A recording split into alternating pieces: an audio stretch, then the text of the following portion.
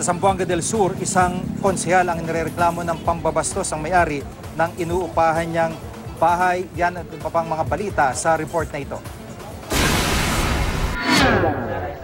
Hindi na nakauwi ng buhay ang radio anchor at bodyguard ng mayor ng Malang, Cotabato na si Marlon Muyco matapos siyang pagbabarilin ng mga hindi pa kilalang salarin. Ayon sa mga pulis, pauwi na sana si Muyco at ang kanyang anak sakay ng kanilang motorsiklo nang baril ng biktima sa liblib na bahagi ng Malang. Patay si Muyco matapos magtamo ng 5 tama ng bala sa iba't ibang bahagi ng katawan. Tinamaan din ng bala ang kanyang anak na nagpapagaling ngayon sa ospital. Patuloy ang investigasyon ng mga otoridad sa motibo at pagkakakilanlan ng mga salarin.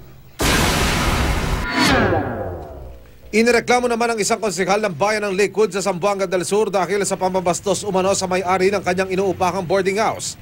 Ayon sa biktimang 23 taong gulang, mga anak lang niya ang kanyang kasama nang pumunta sa kanyang bahay sa Pagadian City ang suspect na si Lolito Empleo. Binigyan umano ng suspect ang biktima ng 500 piso sa kabiglang niyakap at hinalikan ng biktima. Nakatakas ang biktima mula sa suspect at dali-daling nagsumbong sa kanyang live-in partner at sa pulisya. Pinuntahan ng mga pulis ang suspect sa kanyang inuupahang boarding house pero hindi na nila inabutan.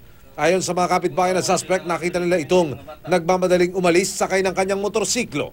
Pinaghahanapan ang suspect habang inihahanda ang reklamong isasampalaban sa kanya. Sa San Pascual, Batangas naman, mahigit 300 fuse ng vintage bomb ang nahukay sa isang bakanting lote.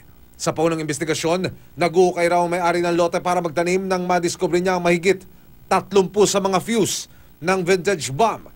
Agad niya itong itinawag sa mga otoridad at rumesponde ang mga taga-explosives ordnance disposal unit ng PNP Regional Bomb Squad. Doon na nila nakita ang iba pang fuse, hindi pa batid ng mga otoridad kung para sa anong bomba ang mga naturang fuse, pero ayon sa mga bomb expert, mapanganib pa rin ang mga ito at posibleng sumabog kung hindi mahawakan ng tama. Nasa kustodiya na ng PNP Regional Bomb Squad ang mga fuse na pinaniniwala ang ginamit noong ikalawang digmaang pandaigdig. Emil Sumangil, GMA News.